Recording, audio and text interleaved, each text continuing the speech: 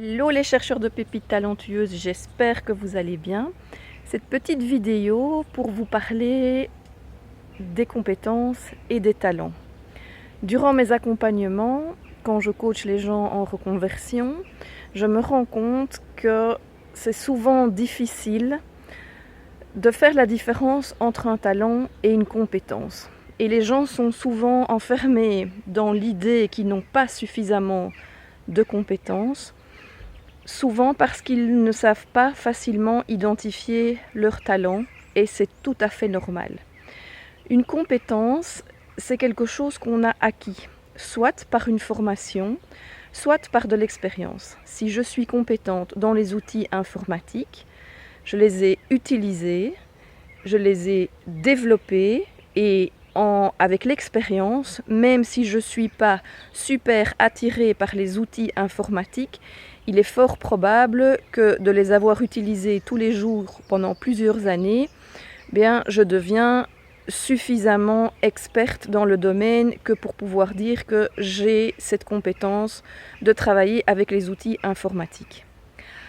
Mais souvent, les gens, quand ils s'épuisent dans une fonction, ils peuvent être connectés à leurs compétences, mais ça ne leur donne pas forcément de la joie, ou ça ne leur donne pas forcément ce boost qui est nécessaire. Donc ils savent le faire. Moi, dans les dernières années, je savais faire le travail qu'on me demandait de faire, mais j'étais pas passionnée par mon travail. Et donc c'est à ce moment-là qu'il y a ce risque en fait de s'épuiser dans une fonction qui ne nous correspond plus. Donc vous allez me dire, c'est super ce que tu nous dis Françoise, mais comment fait-on alors pour identifier ces talents?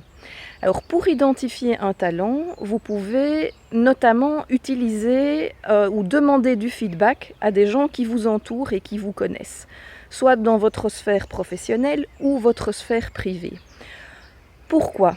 Parce que souvent les talents sont mieux perçus par les autres que par nous-mêmes. Nous, on ne s'en rend pas compte, tellement c'est intégré à qui l'on est.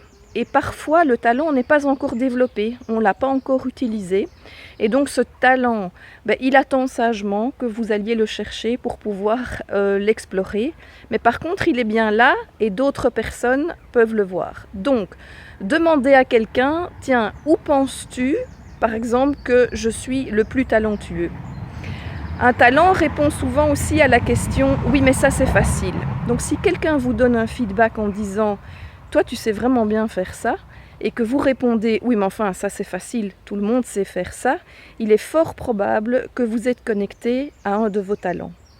Et la troisième chose qui est vraiment pour moi l'indicateur le plus puissant, c'est que le talent va vous monter en énergie. Après avoir par exemple coaché, moi je sens vraiment que mon énergie, ça m'a boosté en fait, mon énergie est remontée, et donc ça c'est un indicateur puissant. Dans votre corps vous sentez une boule d'énergie.